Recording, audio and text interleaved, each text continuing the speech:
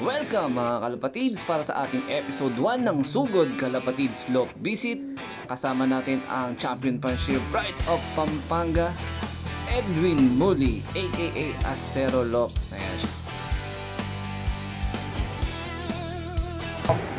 Diba, parang may na ka, same sila. Meron kang Ludo Klase, si Ludo Klase is more on the brick side eh. Johnson, ano siya eh, Red Fox Johnson eh. Si Johnson nakuha niya kay Brick Auction eh, the old days of Brick Auction. So connected. Oo, connected siya. Tapos ang combination niya is Vandenbroek. Ang Vandenbroek may Johnson din yan eh. Okay. Kaya minsan mapapansin mo, ang Johnson ay ang Vandenbroek ang hirap. During those time kasi, di ba si Pittsburgh, kumukuha para kay Vandenbroek, lahat ng champion kinuha niya, binigay niya kay Bano, siya ang binibreed niya. So doon ko lang nakuha yung pattern na yan. Actually, nakuha ko yung breeding style na yan nung nag-ano, kay paring Goki. Yung pedigree niya, nakita ko. Tapos tinurong ni paring Wilson sa akin na ganun gawin mo. Para huwag kang maligaw, winner na kunin natin. O anak ng winner mismo. Palito siya. Ganun yung ano na. Yung style ko talaga nun na. Binalik ko lang yung dati. So far naman yung ngayon, may mami dyan, imagine 3 months. Malaman ka 3 months. Pabigay yung ibon. Pero umuwi naman sila. Kasi ang radius ko, mga hundreds. Ang ibon, di mo masasabing bobo pagka umuwi ng mga hundreds yan. Kasi hindi naman natin nakikita, sasabihin mong di siya umuwi, bobo ka mo. Hindi ganun. Isa kasi nakukulit. Na falcon, na discretion. Kasi kung hindi siya magaling, sa below sa 100 hindi siya umuwi. Sa breeding mo sir, mga at least ilang times ng pa-YB yung susubukan mo sa isang basic pair mo para sabi mo na okay tama na. 4. Maximum for 4. Ayoko na candy breeding.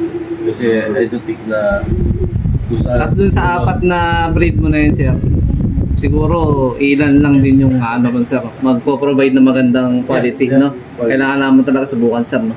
Kaya lang pagka nag-ano ka kasi yung breed ka, dapat sustain talaga yung vitamins pa. Healthy talaga sir. Get the best of Mga power enhancer sir, during races, nag-a-apply po kayo? Or paano? Well, to be honest, Voltex ang ginagamit ko, isa ano lang siya eh. Q10 lang, saka yung Pico nun eh. Alipito, L-carnitine creatine. Ano yun, sir? Sa yung pinapatak? Voltex. Ay, yung carnitine? O yung nandun na yun, sir? Sa Voltex na yun? Sa Voltex nandun na siya. May pangkalapati na nun sir, di ba? Ano pang? Pero gamit ko pang manok. Pang manok. Manok, sir. Hindi kalapati.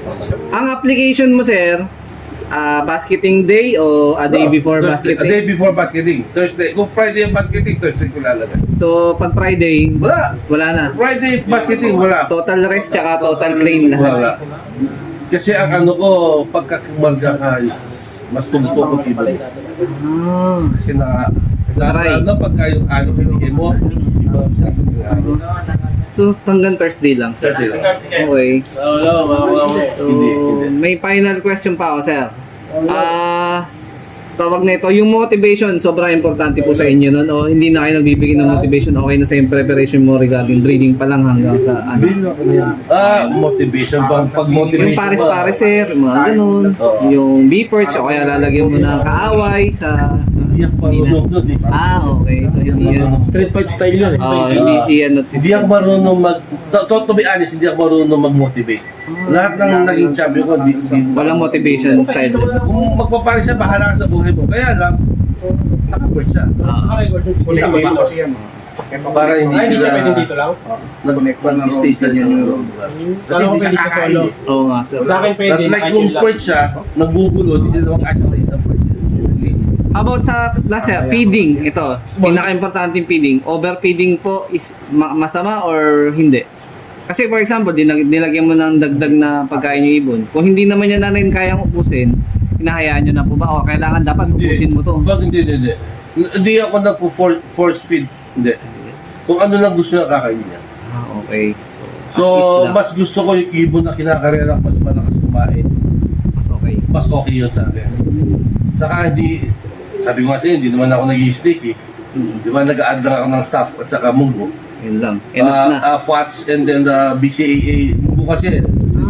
BCAA. Yes sir. Munggo. Saka siya. Ganun siya. Go. And, Oo. Ang ngayon kasi actually, sa feeds ko, yung iba kasi di ba nag-add ng more on carbo, Yes, sir. ewan ko, bako baliktad eh. Parang tinaasan ko yung protein eh. Protein fats ang tinira ko pellets, eh. nag-i-intake, nagpapa-intake po kayo ng pellets? No. Or no? More on seeds? Yung wing master kasi feeds, yung ano nyo. Pero pagka flyer, di na. Pero pagka ano kasi nag-breed ako, ang ibon, binibigyan ko ng breeder mix until 4 months. Hindi flyer kagad. Huwag flyer Okay. kagad. Mas High protein. Binibigyan ba 4 months pa yun. 4 to 5 months, gano'n. Pagka the moment nag-training, the half na training, Magsiship lang ng flyer? hindi flyer kagad. 50-50 lang. Okay. Pagka karera, doon ang flyer lahat. Pag ano yun, sir, official training ng lab, pure client na. Hindi na. Half Ay, lang. di ba? Hindi pa din. Half lang.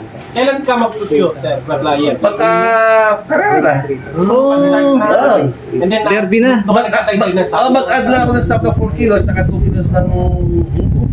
Yun lang. Alas breeder pala tayo. Walang sneaky, wala. So breeder mix ang gamit mo, sir, no? Kahit sa flyer yun, ha? Kasi, paano kung mag-add additional pa ng like carbs, no? Eh, yung molasses na, that's already 75% carbs na. Kasama na sa... Oo, iniinom na eh. Ang feeling ko kasi, pag nilagyan ko maraming carbs yan, masyado ng redundant. Loaded. Loaded yung ano dyan, diba? Lahat naman ng sumusobra, minsan hindi naman maganda. Tama sa bakit. Oo. Kasi ang ibon talagang kakainin na ng gusto niya. Plain molasses lang, sir, binibigay nyo? Yeah, with Gasti Pro. Okay, tandem talaga. Tandem sila. Dalawa. Most likely, sir, once a week, twice a week, paano po? That's every day. Oh. Monday to Friday to Saturday. Ganun. Okay. So magiging plain na lang yan, sir, pagka derby na sa Derby na. Friday, yun na, wala Wala na. na. Doon lang magsisimula Oo, yung stopping. Okay. Pero ano pa rin naman ako eh, like gumamit ako ng Gasti Pro 1 month. Straight. Tapos may Tolome ako na 3 days na po-clashing ko siya. Tapos another 1 month, tapos Tolome na naman. By straight yung... Straight siya. Hindi siya yung between. Hindi. So yun yung program na, sir. Yun na program ko, ganun lang ako. Saka as much as possible, yung simple lang, hindi na, yung gawin ko. Kasi ano, maraming gamot eh. Oo, sir.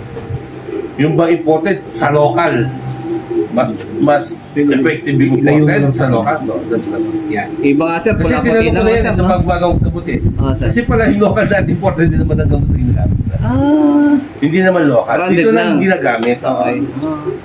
Kumbaga, made lang talaga sa ibang bansa. Ganun. Pero almost the same lang din talaga ng design yung vitamins. Meron nagpagawa dyan na vitamins, which is, I think sa okay siya. Kasi mga nawawasak ng katawan. Yes, sir.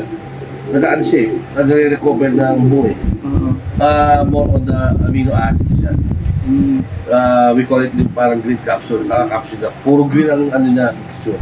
Pero yung dumaan ng lab, Okay. Meron ba sa market nun, sir? wala. Yung kasama ko yung gumagawa. Okay. May sarili siyang develop Actually, si namin. BBL, kilala niyo siguro. BBL, BBL, no? Pampanga, sir. Sa Mexico. Ah. O siyang gumagawa. Pinatest nila sa lab yung percentage ng niya. Una sinasabi niya sa akin, hindi na, parang pahem na gamot mo, sabi ko. Minutes ko. Totoo naman. Personal use or pati sa mga friend lang Plus pinapagamit? personal, sa mga friend niya, pinapagamit niya. Pero sabi ko, lumpas nyo na kung gusto mo. May lalabas siya sa market ng choice na. Actually, yun ang ginagamit ko. Wala na. Yun lang talaga. Okay. Galing. Hindi ka pala mga sir, mga vitamins na kung ano-ano, no? I just, Ang application mo niyan, sir, paano? Once a week? yun, twice a week, tapos mix with boost, S5 lang. Tapos meron naman akong may molasses naman tsaka Yun na yung pinaka source of vitamins and minerals. siguro Vortex add na. Gano'n lang, simple. Basic lang. Ilang beses sir yung gamit mo ng molasses sa per week? Daily daw. Daily ba yan? to Thursday? Saturday. Pero pag karera na, Monday to Thursday lang. Pero sa breeder ko, Sunday lang ako. Sa breeder, Sunday lang wala. Halos everyday pala may molasses yun. Yeah. Pero Ano yung siya? combination sir nun? Ano ako eh, like 1:1. 1 liter ng ng Gasti Pro, 1 liter ng molasses. Pag-ano ko. Tapos 10 ml per liter. So yung pinaghalo nyo na yun, boss, ano na yun, stock mo na yun. Kumbaga, Yeah, kuha ka na lang ng kuha. Ang dami oh. 4 na gano'n. Malakas kami.